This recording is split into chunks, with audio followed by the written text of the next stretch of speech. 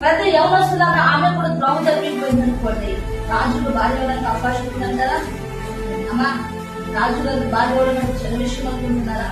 అంత యోగ్యమైన స్థానము సింహాసనం మీద కూర్చోగలిగిందంటే ఆమె ఎంత నమ్మకస్తురాలైతే రాజు సింహాసనం కూర్చోడానికి యోగ్యత కలిగింది కబుర్ చేశారు.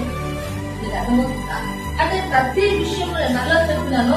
కొన్ని విషయాల్లో కొంత బాగానే నమ్మకంగా కొన్ని విషయాలు లేరు. కొన్ని పర్యాలు చాలా నమ్మకంగా ఉంటారు. భర్త దగ్గర ఉండలేరు. కొన్నిసారి తల్లిదండ్రుల పిల్లలు చాలా నమ్మకం ఉంటారు. కొన్ని పర్యాయాలు ఉండలేకపోతూ ఉంటారు. తేడాలంటే ఏదో ఒక బలహీనత, ఏదో ఒక దుష్ట సంబంధమైన ఆలోచన, ఏదో ఒక పాప సంబంధమైన ఉద్దేశాలు మనం ఏం చేస్తారు తెలుసా? నమ్మకత్వాన్ని కోల్పోయేటట్లు చేస్తాయి. ఎస్తేరు కూడా అలాంటి అవకాశాలు ఓడొచ్చు ఉంటాయి. కానీ ఎక్కడ కూడా ఎస్తేరు తన నీతిని వాడు చేసుకోలేదు. తన యథార్థతలో విడిచిపెట్టుకోలేదు. తన పిల్లతల్లి ఇచ్చిన మాటలు ఎక్కడ తప్పిపోలేదా?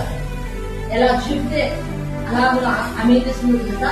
తన అడుగు చాలు చక్కదిద్దుకుంది కనుక ఇదిగో తన తండ్రి యొక్క గౌరవం కాపాడుకుంటూ వచ్చింది కనుక ఆ తండ్రి ధైర్యంలో ఏం చేశాడో తెలుసా? తనను తీసుకెళ్లి చూశాను కోటలో అక్కడికి కనిపిస్తున్నాడు.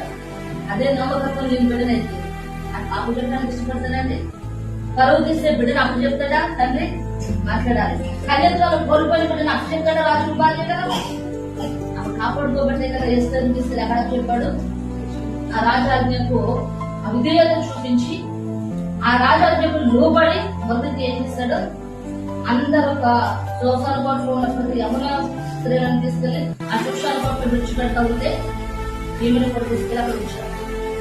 అమ్మా, దగ్గరగా సంవత్సరం శోషాల పాటలో ఉండి కన్యకులైనటువంటి యమునకులు రాజకుమారులు అందరూ కూడా ఆ యొక్క